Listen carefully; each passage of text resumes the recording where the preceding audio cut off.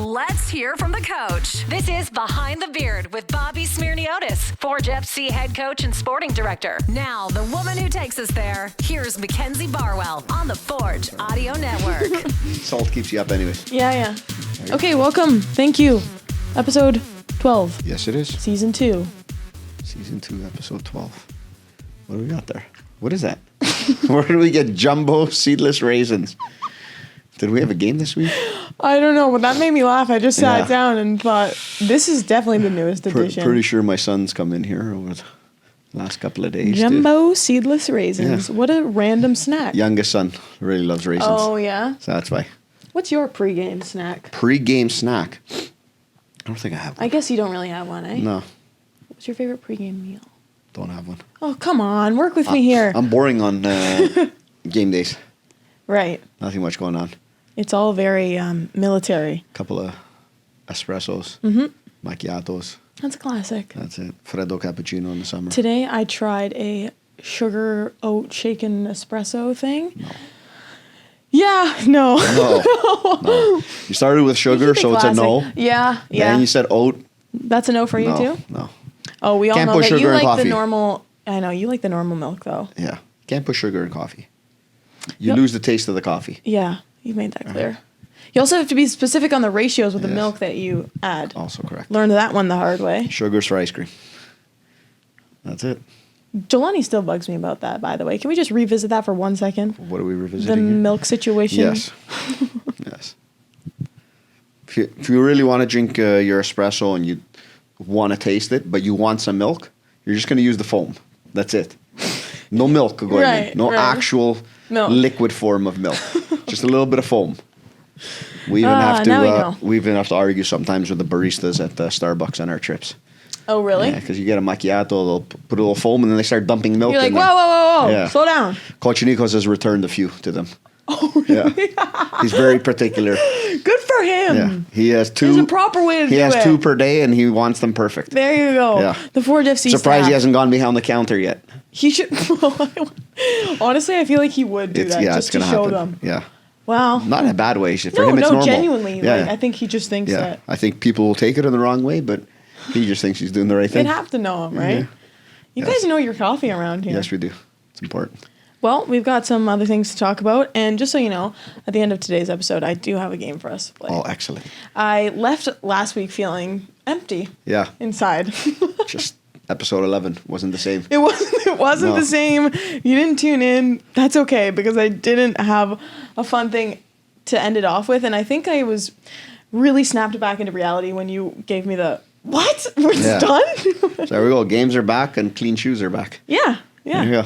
Okay, we got lots of fun stuff planned today, okay? I'm actually really excited. I went to the cottage this past weekend, played a game, and then made a version of it. I like how you say I went to the cottage. Is that your cottage? No. Someone else's cottage. Okay. I guess you're right. That's so kind it's of not random. the cottage. Went to the cottage. Yeah. It's a revelation. No, I just I came up with a game that was a version of the one. Did you go to a cottage last weekend too? I've been cottaging, okay? So many cottages. Is that what you call it? Cottaging? Yeah, I guess so. Yeah. Hopping around different lakes. You can't tell? Come on now, look at that. Yeah, I thought it was just from here, game days. No. Yeah. No, I'm not the cottage guy. I know, we've talked about this already. Camps, cottaging, that ain't you. That's okay. This game will be... I'm here on the weekends. Yeah, sorry. There's also that. Okay, so let's talk about Cavalry, actually, because you were in Calgary this past weekend. Yes. Like that transition? Yeah, Come on now.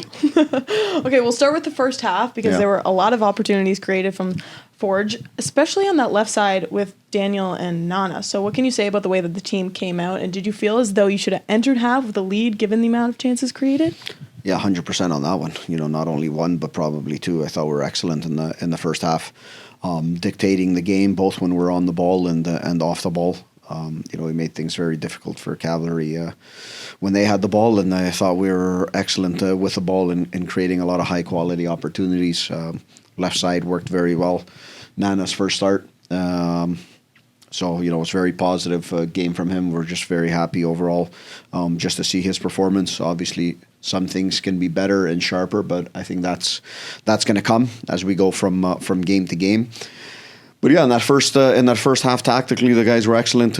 We found the spaces that we thought were going to be there. The guys exploited it and looked for it. And when you do that right, that's the byproduct in these chances. We've hit the post, a lot of good chances close in. So yeah, we felt like we needed something more in that first half, and it's something we talked about at halftime. But also, just to be wary sometimes when you don't score after so many opportunities, the game finds ways to get you back. Right. And it found a way to get us back very early in that Very second half. soon, yeah. We'll get to that. But something you just mentioned there, we'll talk about the starting 11 quickly, because a bit of a different look without Borges, Dav, Benny, also, as you said, first start for Nana, and this is a guy who you said you wanted to be in the full swing of things in match form. So is that safe to say that he's gotten to that point, and that's why you felt the timing was right for this past weekend? Yeah, I think one is necessity with missing some of these guys. Two, I didn't think he's ready to go that far into a game, so it was a difficult game for him because there's a few things you look at. It's one, it's a first game, and he's played a lot of minutes. Right. It was quite warm in Calgary on Sunday, and the one thing we don't talk about enough, or people don't talk about enough in our league, is the altitude. You're playing at 1,000+ meters above sea level, and that makes a difference. And you see it in players, in waves, because that's how you usually see altitude. It could come in 10-minute spans in one half or the other, and especially later in the game. So Nana going out there, playing the minutes he did, having the performance he did in those a little bit difficult conditions was very positive. So very positive from that. Good moments in the game, and I think that'll help him going forward into the next ones. Yeah, that's definitely something that people wouldn't think of. How would you say altitude manifests in the game for like a casual fan watching? How would they notice? Yeah, what you'd probably see is from the away team in Calgary. It's one. There's probably low moments where you may see a team very energetic, and then you may have like a 5 to 10 minute span where it's, guys aren't moving as quick. Yeah. Or a team just switches their tactics and kind of rests without the ball. We try not to do that because usually that consumes more energy. Because sometimes you think if I just sit back and relax, now you're watching another team play the ball around and there's fatigue in that. Right. So you try and find those moments on your own. But yeah, we had that in the first half. I remember talking to the staff. We can see it in a couple of players in just these little glimpses of 5 to 10 minutes, and then all of a sudden you see them and they're perfectly good. And that's an advantage for Calgary when they play at home. It's normal for them. That's where they live. That's where they train. That's where they play. So something you always have to take into consideration when we talk about the external elements of a game. There's obviously things you can control. Weather, altitude, things like that is something you can't control, but you need to be aware of in games. Where's the wind going at Tim Hortons Field? Which way? How quick is it going? Altitude, a rainy day. Slick There's field. not one thing that you don't think about. Yes. It's insane. No. Learn something new every day. Yes. Or at least I do. There you go. Okay, back to the starting 11. On the right side, we saw Amadou Kone, U21 player. Last time we saw him start, it was in the number 9 position. So what do you think he provides out wing that we haven't seen from him as a striker? Yeah, he moves around in training a lot, and within our internal matches here between playing up front and on the outsides, and he's got the qualities to play both. This gave us an opportunity to be a little bit more explosive and quicker in our front line with these 3 players. All 3 of them very quick on the ball, rapid in getting forward, and it gave us an ability to be at some points a little bit more aggressive in the mid block and so on, but also to be able to expose space in behind Cavalry's back line, which we thought there was ability to be able to do that, and I think the guys did a very good job at it. And for Amadou, it was also a tough task. He hasn't played a lot lately, and he's gone a long period in this game again in difficult conditions. So it was a good performance from him. Gives him confidence as we move forward, and it gives us another weapon that we can use in a match. For sure. Good for him. There's one other thing I wanted to talk to you about, and that was you saying that it depends on the field or stadium that you go to for whether you sit during a game or not, and if the chair is comfy. Was it comfy in Cavalry? I didn't even know if you were sitting or standing. No. Damn. No, you basically sitting in the bench, kind of like ours here, and then you lose your sight lines. So you're blocked by something. So I'm usually just leaning up outside against it, or squatting in the usual squat position, just watching things go by. Interesting. Yeah. Okay. Sorry, that was for my own curiosity. Chris Kalongo, as you said, he's forced to make a penalty save in the second half, I think 30 seconds in or something like that.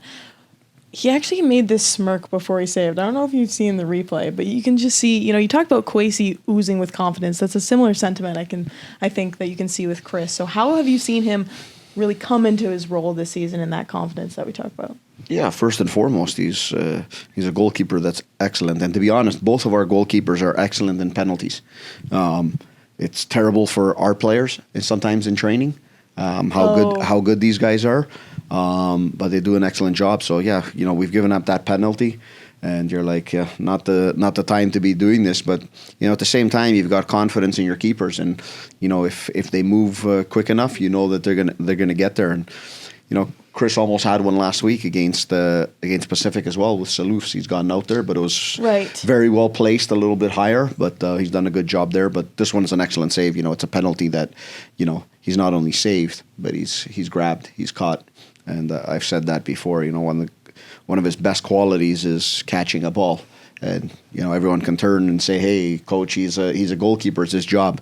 Yeah, not many people catch the ball off of crosses. So often, a lot of goalkeepers come out and punch or different situations, and this is another situation where we see he's gone out there, made the save, and there's no rebound.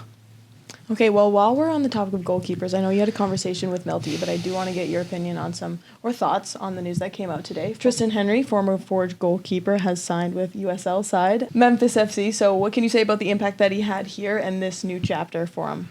Yeah, Triston was an integral part of this club from its inception, and played every important game that this club has played in its first 5 years, from winning championships to making runs in CONCACAF League to being the first club that's played in Champions League.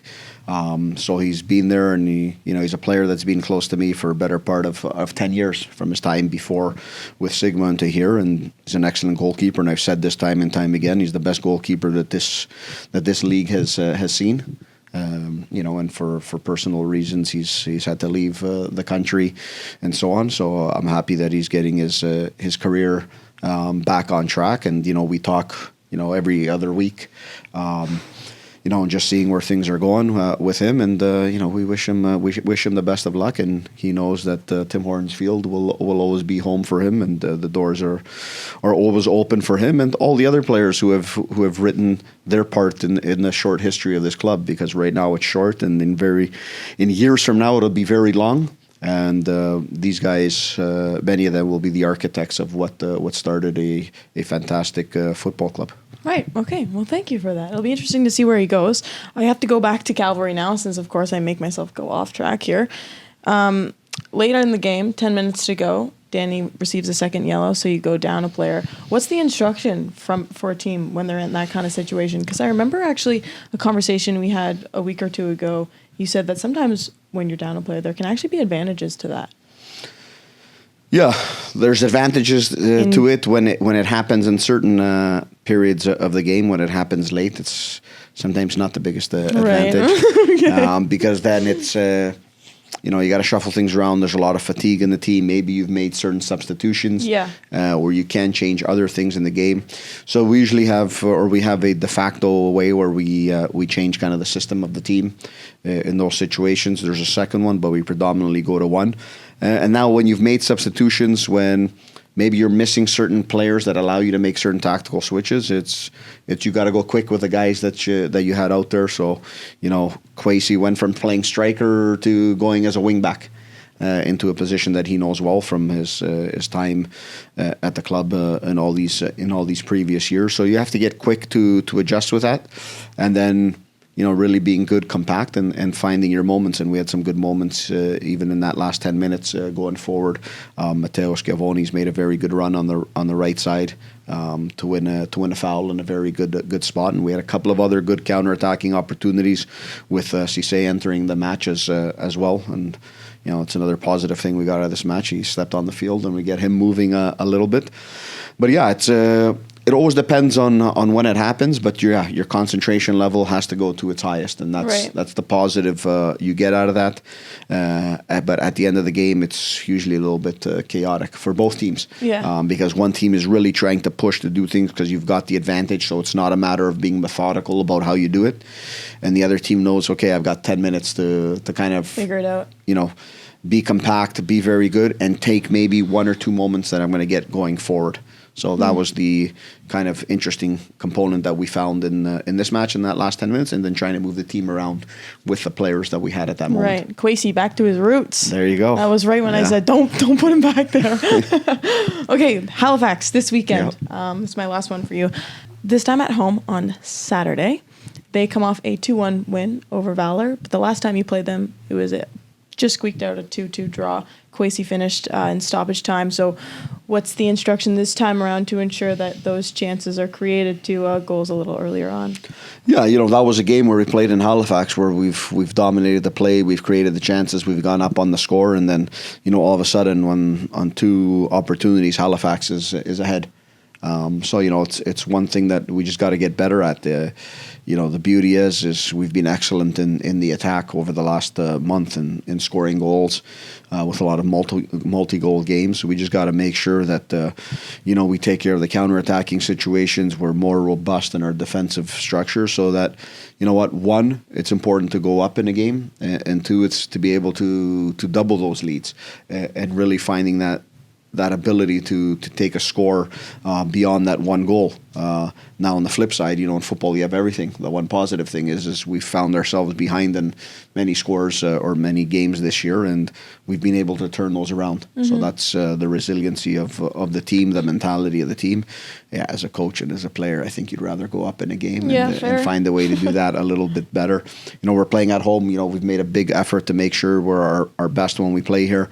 Not just because you're playing against your fans, because it's the importance of gaining maximum points from here. And we know as we get into the second half for us, a few teams quite a few teams have a game more than us.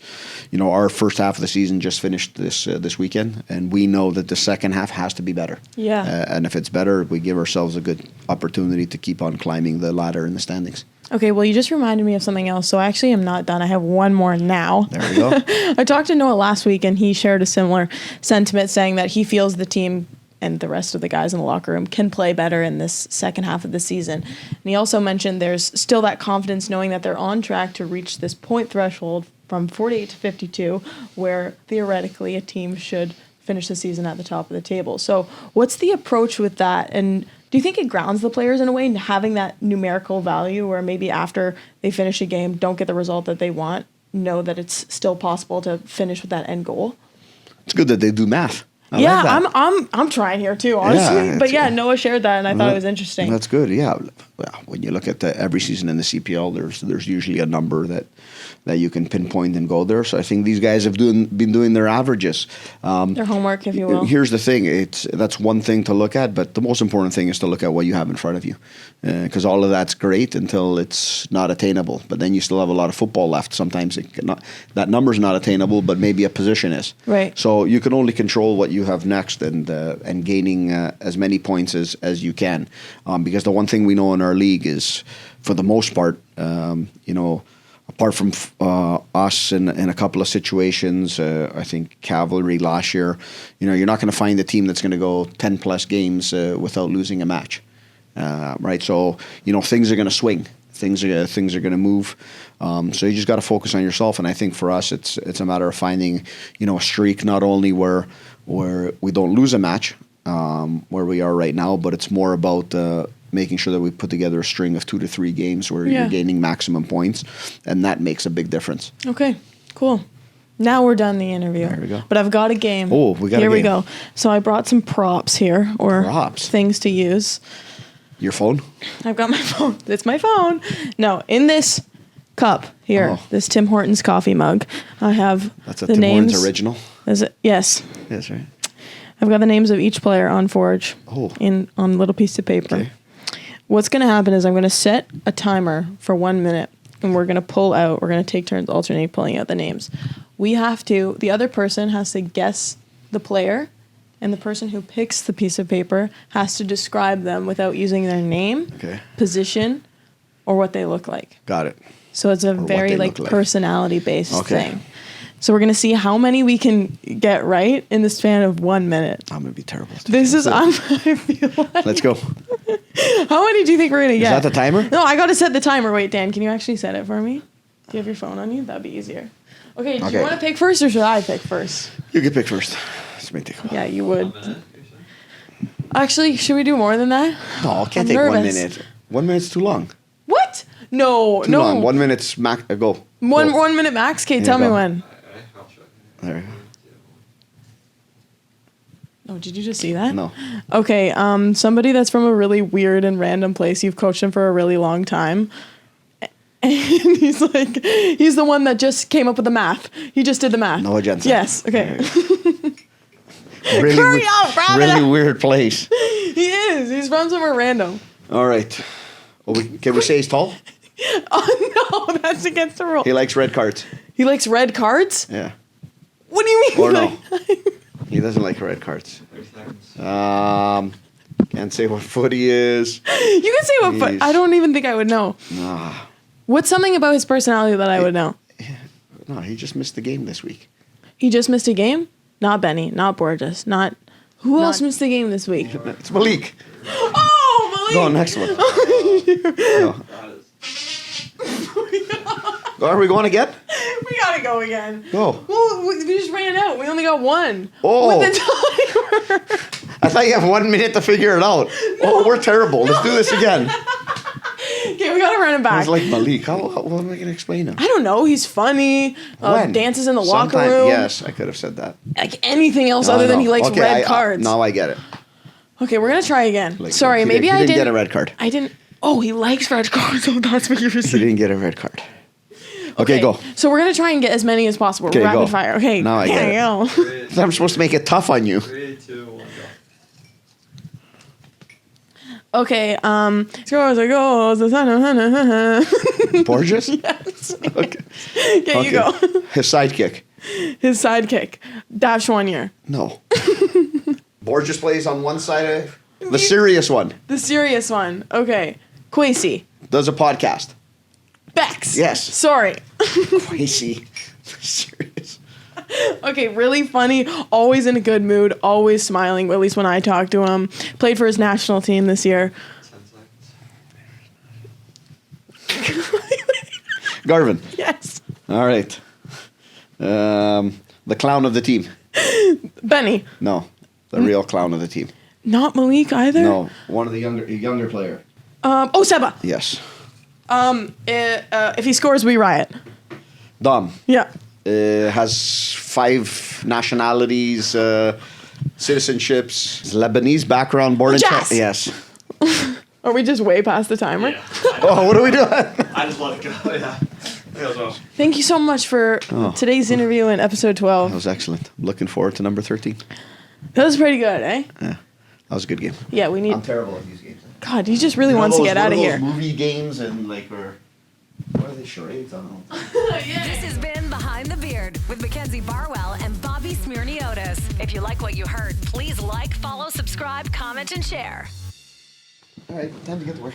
Hey, we need to close out the freaking episode. Oh, what do you mean? He wasn't filming I'm this just whole gonna thing. edit that part out. Oh, okay. Yeah, Yeah, it's not gonna be like 6 minutes of me and you just sitting there.